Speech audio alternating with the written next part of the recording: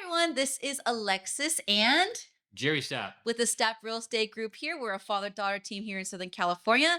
And today we're going to talk about the compliance word.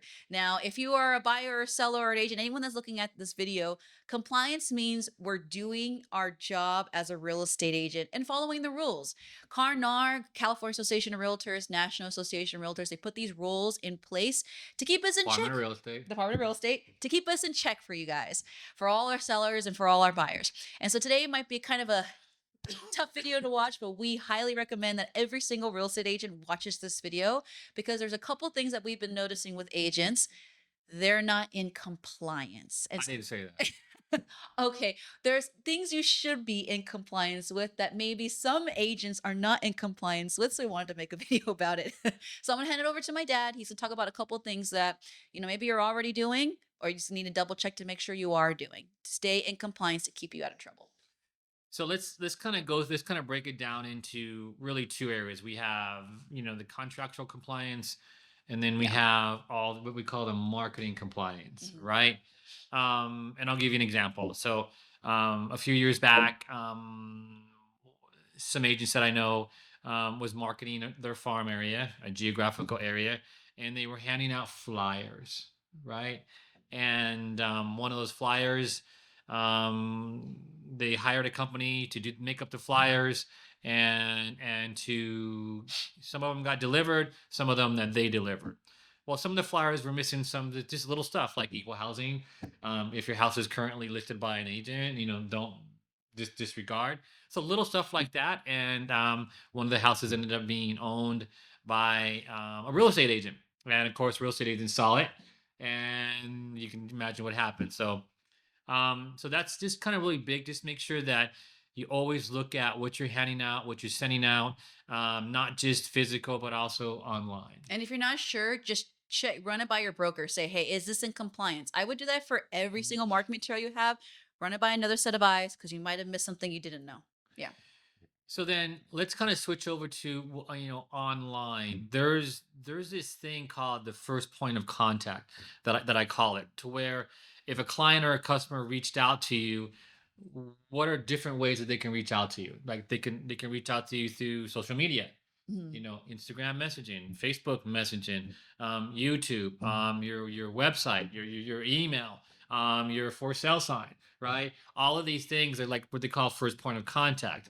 Um, if I was to ask you, are you Mr. Real Estate Agent, Mr. and Mrs. Real Estate Agent, are you in compliance? Does it have, your license number and all this other stuff that you need to have on this stuff? And I would say, if I was to look that up, I mean, You I'm can not be honest, Dad. You just say right. it. Just make sure you double check all that stuff to make sure that you're in compliance, Yeah. because that's where you're gonna get snagged on. Um, the other thing is always be willing to ask questions, right? Yeah. Always be willing to ask questions from your broker and all that. Just, what about this? What about that? What about this? I know, me having managed real estate agents, I love it when my agents ask me questions about contracts or compliance or anything like that. I'd rather them ask ahead of time than already sending out or doing something that they innocently might not be, right? And so always ask those questions. And then, of course, the other thing is, know your contracts, right? Just know your contracts, right?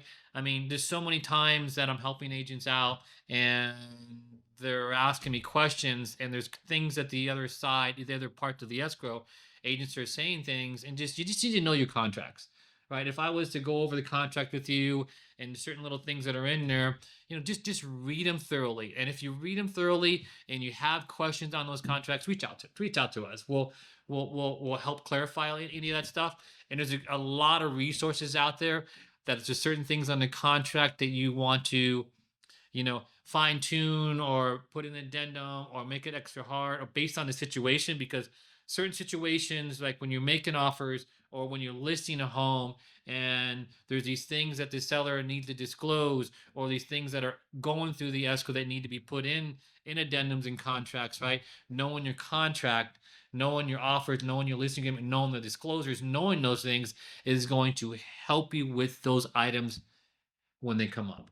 Yeah. So if you kind of don't feel too confident in your contracts or some part that you're something that you're writing for a client, reach out to someone in your group, reach out to your company. You can reach out to us, and we can kind of run it by us because my dad happens to be the contract coach for our team. So you need to have a second set of eyes sometimes to look at that.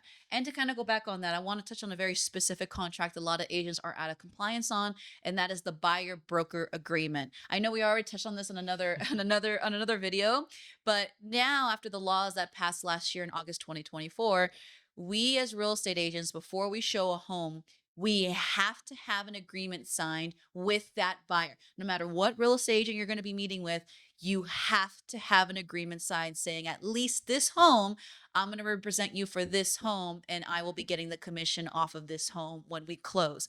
So that's you got to be careful. I just keep hearing horror stories, and I'm thinking their agents are going to start getting reprimanded for these things. Unfortunately, agents like to tattletale on other agents to get them in trouble. So if you're a real estate agent, when you go out to see a home, get that buyer's representation agreement signed. It is not worth the trouble And if you it's get pretty caught. easy. I mean, if you look at the purchase contract now, the commission that you're going to negotiate is right there in the purchase contract. Yes, Incorporate that with your buyer presentation and show them how you're going to be negotiating this. Just put it all in there, explain it to them, get it signed. It's not worth it.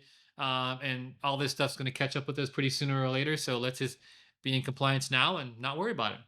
definitely. So I think that's basically the three things we've been seeing a lot. So make sure all of your flyers, that physical things you hand out, are in compliance. All of them have all your information you need on there. Same with your digital stuff, your Facebook, your Instagram, anything you can think of Any online. profile that you Anything. set up anywhere in real estate, make sure you're in compliance. Okay. And then lastly, your contract, specifically the buyer broker agreement. So if you can get those three squared away, you're pretty much good.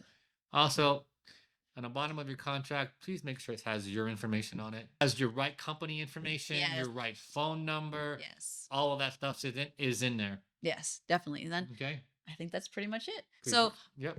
what, you want to say something else? Yeah. So, you know, on the contracts, you can go into your zip forms, you can kind of fix the header and put all of your information in there and all that. Mhm. That is just a really positive thing also when you print out your offer, right? Yeah, got it. So, well, thank you guys for joining us for our video. Subscribe for Yep. more. Right We'll down see below. you in the next video. And let us know if you have any questions. Have a great day. Thank you. Bye.